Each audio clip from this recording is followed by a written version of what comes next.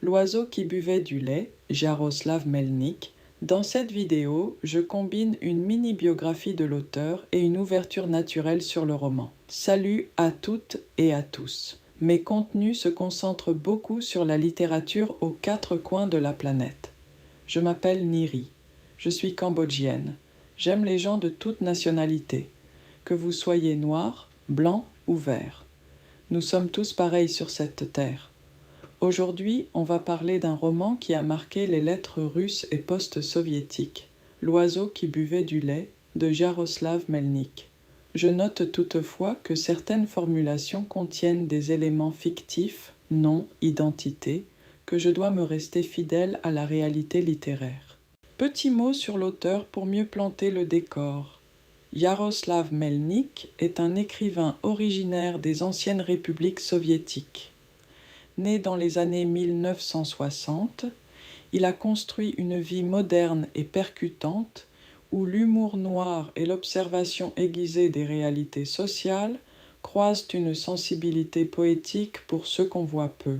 Son style est souvent sec, sans phare, mais il sait aussi toucher par la tendresse et le regard bienveillant qu'il porte sur les gens ordinaires. Le roman dont on va parler, L'oiseau qui buvait du lait, se place dans cette même veine. Une narration qui peut jouer du réel et du symbolique pour parler de fragilités humaines et de quête de sens dans un monde qui n'offre pas toujours les réponses attendues. Pour situer l'essentiel sans spoiler, on suit des personnages du quotidien, des vies simples qui se croisent et se heurtent à des situations qui mettent en lumière leurs besoins de chaleur humaine, de sécurité et de reconnaissance. Tout le long du livre, une image, l'oiseau qui boit du lait, agit comme déclencheur de réflexion et de choix. Cette image, à la fois innocente et éveillée, permet d'explorer ce que signifie rester humain face aux absurdités et aux épreuves. En gros, le roman parle de résilience, de liens humains et des petites luttes qui, mises bout à bout, forment notre existence. On y découvre une écriture précise, souvent sans phare, qui sait rester juste et émancipatrice pour ses personnages. Et pour terminer, je vous propose d'écouter la chanson inspirée du livre tout de suite. L'oiseau qui buvait du lait.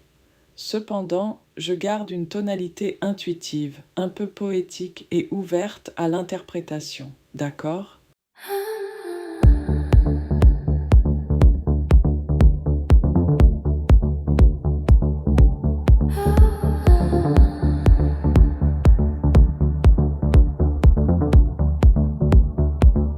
L'oiseau qui buvait du lait.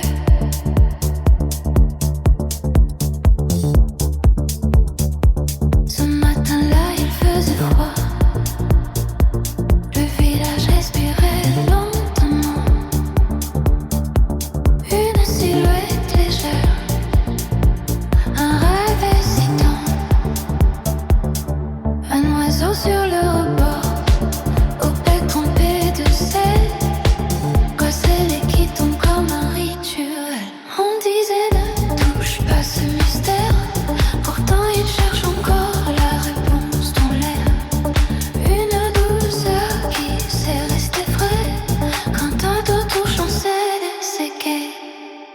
L'oiseau qui buvait du lait mordit la brume et prend son envol entre les murs de pierre et les contradictions. Il chante la clarté dans un monde absurde. Les mains se tendent mais les cœurs restent loin. Des regards qui circonscrivent les lendemains. L'oiseau avale la neige dans une tasse et porte un peu de chaleur jusqu'à la place. On lui prête des ailes trop petits peut-être, mais il avance obstiné sans défaite. Il goûte l'eau comme un petit miracle et transforme le silence en quelque chose de joyeux. L'oiseau qui buvait du lait mordit la brume et prend son envol entre les murs de pierre et les contradictions.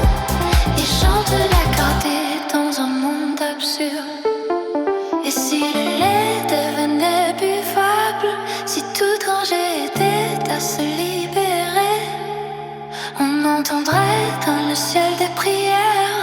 Des arbres qui apprennent à rêver.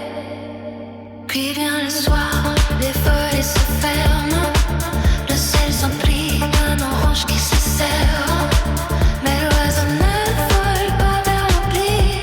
Il garde la trace d'un matin qui dit oui.